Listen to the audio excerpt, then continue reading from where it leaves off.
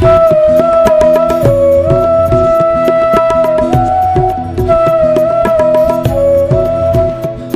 वो नहीं पाते जिनके सपने बड़े होते हैं। सफलता वो नहीं पाते जिनके सपने बड़े होते हैं।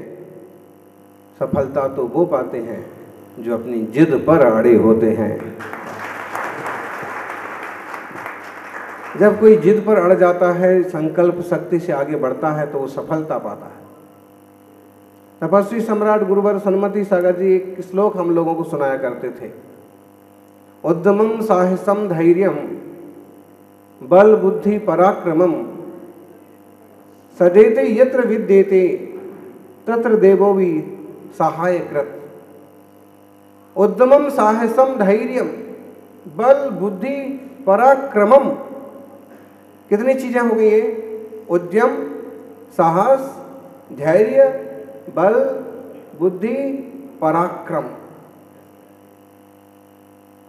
उद्यमम साहसम, सबसे पहले उद्यम होना चाहिए, उद्योग होना चाहिए। उद्योगे वसते लक्ष्मी, उद्योगिनम सिंहमुपैति लक्ष्मी। जैसे वार्तिक जैसे सूत्र नीतिकारों ने रचे।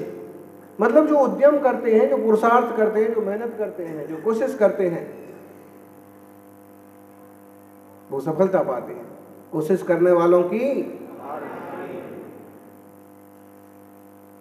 बहुत अच्छा सूत्र है। कोशिश करेंगे तो हार नहीं होगी। इस कार्यशाला के लिए बहुत कोशिशें की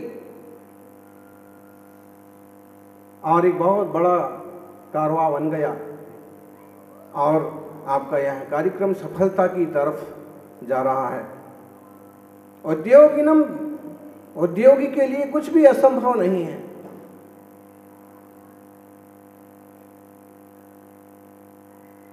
उद्योग तो करना पड़ेगा, पुरुषार्थ तो करना पड़ेगा। बिना पुरुषार्थ के पेट नहीं भरा जा सकता। भाग्य से रोटी आपको मिल सकती है, लेकिन चबाने का काम आपको खुद करना पड़ेगा।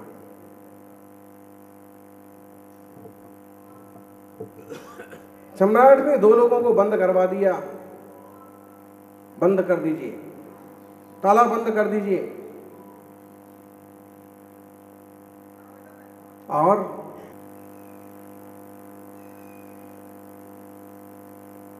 जो बाहर आ जाएगा उसे छोड़ दिया जाएगा, लेकिन ताला नहीं खोलना चाहिए। अंदर बैठ गई दोनों और आपस में बातें करने लगे, आलस करने लगे, सो गए। भूख लगी तो उठे, खाने को कुछ नहीं था, तड़पने लगे, वो परेशान हो गए और बात करते हैं कि ताला तो बंद है, क्या हो सकता है। और एक तो भूख से परेशान होता रहा, दूसरे ने विचार किया कि एक बार उठ करके दरवाजा खोले तो सही। और वो उठा, उसने कोशिश की, दरवाजा खुल गया। सिर्फ जोर शोर से अभी सुना था कि ताला बंद कर दिया जाए, ताला बंद कर दिया जाए, और अभी तक वह इसी भ्रम में थे कि ताला बंद है। लेकिन ये एक उठा और उसने दरवाजा खोला, दरवाजा खुल गया। उसके लिए छुट्टी मिल गई, दूसरे के लिए सचमुच में ताले में बंद कर दिया गया। जो व्यक्ति इतना सा भी काम नहीं कर सकता कि एक बार परीक्षण करके तो देख ले कि कहीं से निकलने का रास्ता है क्या, कहीं से बचने का रास्ता है क्या, कहीं से तरक्की का रास्ता है क्या, कुछ हो सकता है क्या। हर समस्या का एक ना एक समाधान होता ही है। बोले जब सारे के सारे दरवाजे बंद होते हैं तब भी एक दरवाजा खुला होता है, और वो दरवाजा होता है आपके पुरुषार्थ का। कोई कहेगा वो दरवाजा होता है भगवान का, वो दरवाजा होता है गुरु का, माँ बाप का, लेकिन वो दरवाजा आपके पुरुषार्थ का होता है, उद्योग का। जिन लोगों ने उद्योग किए उन लोगों ने तरक्की पाई, बड़े बिजनेसमैन बने। जिन लोगों ने कुछ नहीं किया, आपके जज्बे पर बहुत निर्भर करता है। आप किस ढंग से सोचते हैं, आप किस ढंग से विचार करते हैं। आप दुनिया की लोगों की बेवकूफियां देखिए,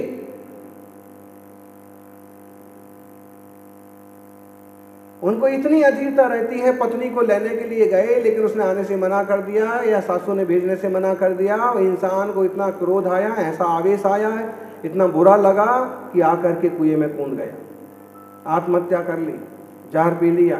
ऐसी घटनाएं सुनते ना आप हैं? पत्नी चले गई कि भाग गई कि कोई काम बिगड़ गया, तो इस टाइप की। अरे धीरे धीरे कोशिश करना, अगर रिश्ता सुधारना है तो भी धीरे धीरे कोशिश कर। काका से, बाबा से, परिवार से रिश्ता सुधारना है तो भी धीरे धीरे कोशिश तो कर। एक ही झटके में सारे काम हो जाएंगे, कोई जरूरी थोड़ी है। धीरे धीरे रे मना, धीरे सब कुछ हो। व्यापार में फेल हो गए, परीक्षा में फेल हो गए, लोगों को ये बहुत आसान तरीका हुआ है, घर में पंखा रहता है, एक आध रस्सी लाना पड़ती है, बस गला अपने पास हाई है। अरे फेल हो गए हैं आप, केवल एक पढ़ाई की परीक्षा में फेल हुए ना, केवल एक छोटे मोटे बिजनेस में फेल हुए। जिंदगी में बहुत सारे द्वार खोलना तो अभी बाकी है।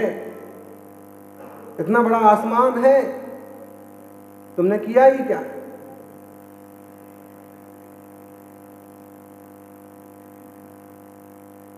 तो हताश मत होइए, धैर्य रखिए, अधीर मत होइए।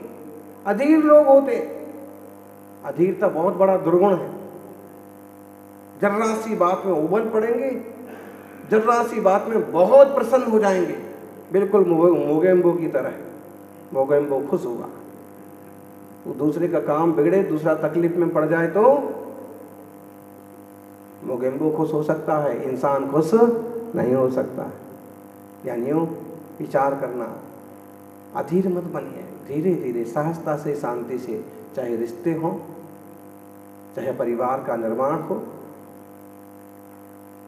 चाहे व्यापार हो, चाहे सामाजिक या राजनीति के क्षेत्र में उतरना हो, और चाहे आप बहुत बड़े उद्योगपति बनना चाहते हो, बहुत बड़े नाम कमाना चाहते हो, तो एक शैली से चलिए, क्रम से चलिए, और धीरे धीरे रे मना, धीरे सब कुछ होए।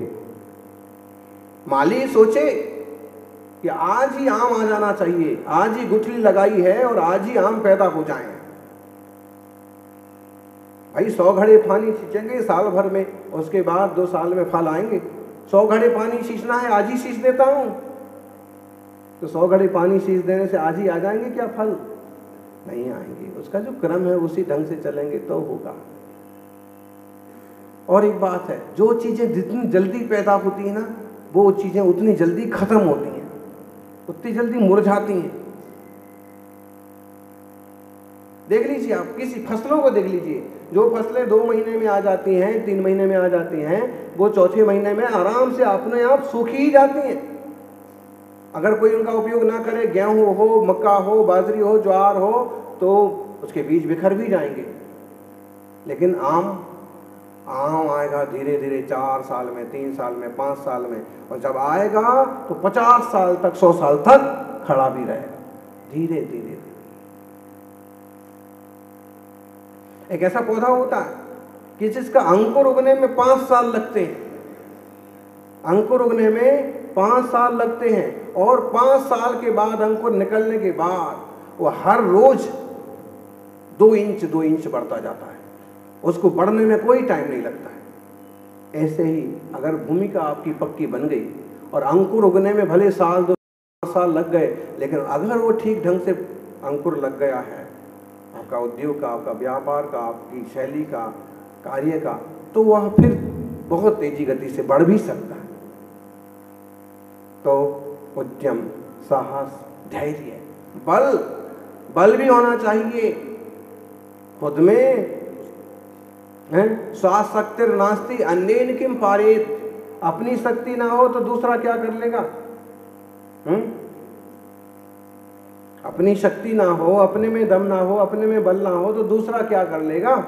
बहुत लोग कह रहे हैं भैया भिड़ जा, हम खड़े हैं ना, भिड़ जा, हम खड़े हैं ना, और भिड़ गए और तुम में ताकत नहीं है तो क्या होगा? धूल चाट के आना पड़ेगा। अकेले उस पर भरोसा मत करो, संबल देने पर भरोसा करो। संबल देने वाले भी बहुत अच्छे इंसान होते हैं, कम से कम संबल तो देते हैं कि खड़े रहो, हम हैं, मैं हूं ना। तो संबल देने वाले अच्छे लोग होते हैं, लेकिन आप अपनी ताकत भी नाप लो कि मेरे से होगा क्या। ये काम मेरे से होगा क्या, ये व्यापार मेरे से होगा, ये पल विहार मेरे से होगा, ये कमाई मेरे से होगी, ये युद्ध के मैदान में मैं कूद रहा हूँ ये मेरे से होगा, ये पहलवानी मेरे से होगी, ये व्यायाम मेरे से खेला जाएगा। पहले खुद को आप तौल लो, तौलने के बाद फिर आप कूद जाओ। बल भी खुद का होना चाहिए। बुद्धि, बल से ज्यादा महत्वपूर्ण होती है बुद्धि। एक टान बोलते ना, एक टान 100 जवान, देसी कहावत है। एक टान, टान का मतलब फंसाने का औजार, क्या बोलेंगे इसको, जुगाड़ है। वैसे अपना देश जुगाड़ पर ही चल रहा है, जुगाड़ सिस्टम। सड़क पर जितने ट्रक और गाड़ियां और बसें नहीं मिलती उससे ज्यादा जुगाड़ मिलते हैं। वो जनरेटर फंसा करके लोहे लंखड़ का हो, कबाड़ का हो, ट्रक जैसा बना लिया ना, उसको क्या बोलते हैं यहाँ पर, जुगाड़। और तो हमारे देश में तो बिना पढ़े लिखे इंजीनियर पैदा होते हैं जी, वो मोटरसाइकिल को रेलगाड़ी बना लेते हैं। तो जुगाड़ बुद्धि है।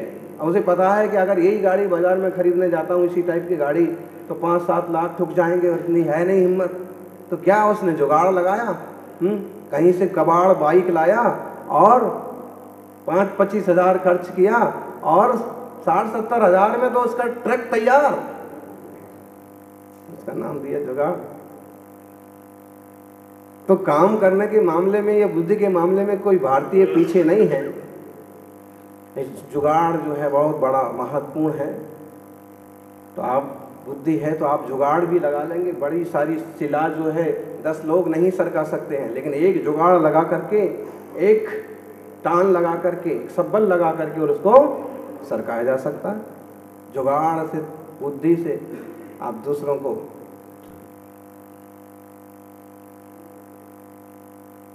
एक छोटा सा व्यंग है। विदेशी राजदूत आए, हिंदुस्तान का राजदूत ने उसका स्वागत किया और उन्होंने कहा कि हम देश घूमना चाहते हैं। बढ़िया। उन्होंने जैसे ही गाड़ी की व्यवस्था की, गाड़ी स्टार्ट नहीं हो रही। सब राजदूत गाड़ी में बैठ तो गए लेकिन स्टार्ट नहीं हो रही है। तो ड्राइवर ने कहा जस्ट मिनट सर।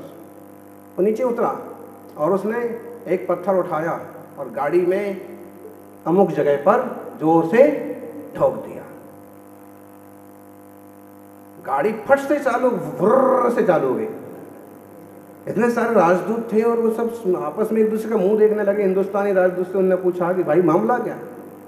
आधे घंटे से अपन परेशान हो रहे थे और एक ड्राइवर, एक क्लीनर आया और उन्होंने आधे मिनट में गाड़ी, जब दिमाग लगाया तो आधे मिनट में चालू हो गई। क्या तरीका है? उन्होंने कहा सर ये हमारे देश का जुगाड़ है। बोले हमारे देश होता तो हम पहले इसको वर्कशॉप में लेके जाते, गैरेज में लेके जाते, वहां कुछ इलाज होता तो यही हो गया। ठीक है, चल गई गाड़ी, पहुंच गए। बढ़िया बंगलों में रुकने की व्यवस्था की गई थी।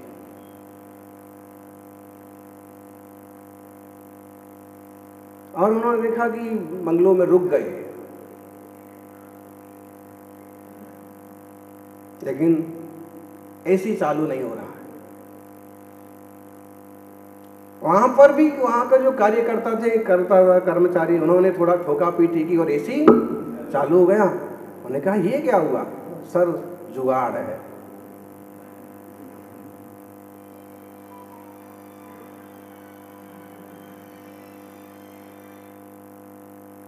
कितने सारे प्रपंच बनते और जुगाड़ से काम होता जाता। विदेशी राजदूत सोच में पड़ गए, यहां का तो मामला बहुत गजब का है।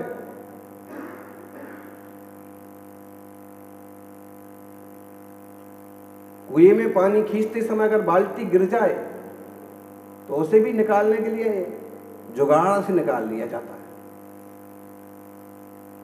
बुद्धि।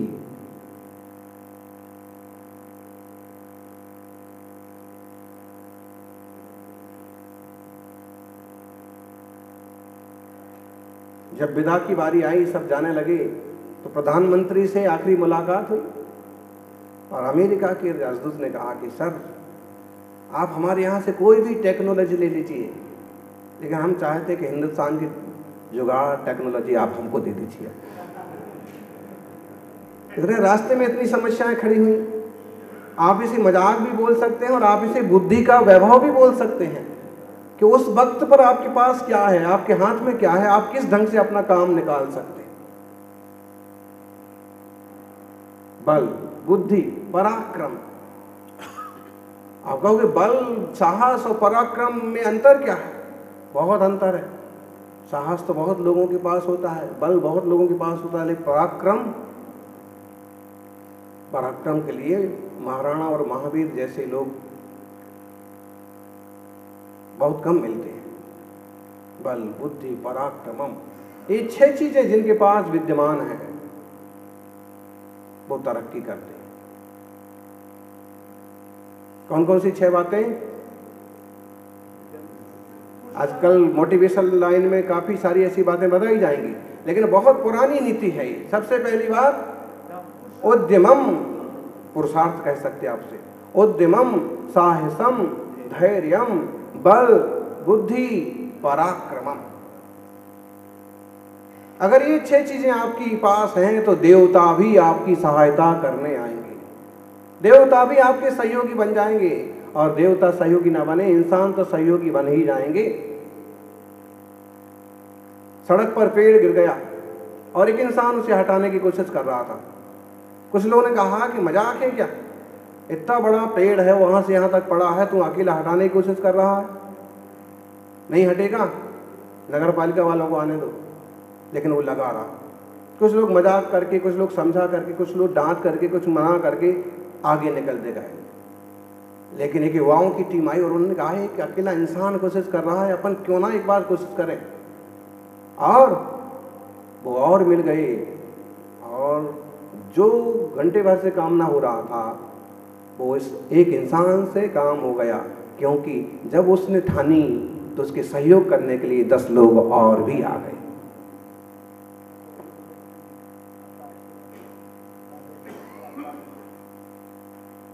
बहुत सारे प्रसंग हैं, इस टाइप की बहुत सारी कहानियां हैं, लेकिन आप कहानियों पर उतना ही भरोसा कीजिए जितना वो आपके भाव को, आपके साहस को, आपकी बुद्धि को बढ़ाएं। बाकी आप खुद अपने जीवन की एक कहानी बनाइए जिसे दूसरे लोग आगे वाली पीढ़ियों को सुनाएंगे। इस ढंग से कोशिश कीजिए, इस ढंग से उद्यम कीजिए और ऐसे मार्गदर्शक मिलेंगे, इस टाइप की कार्यशालाओं से कोई ना कोई रास्ता आपको मिलेंगे, आप भी ऊंचाइयां हासिल करेंगे। जय बोलिए 24 तीर्थंकर भगवान की।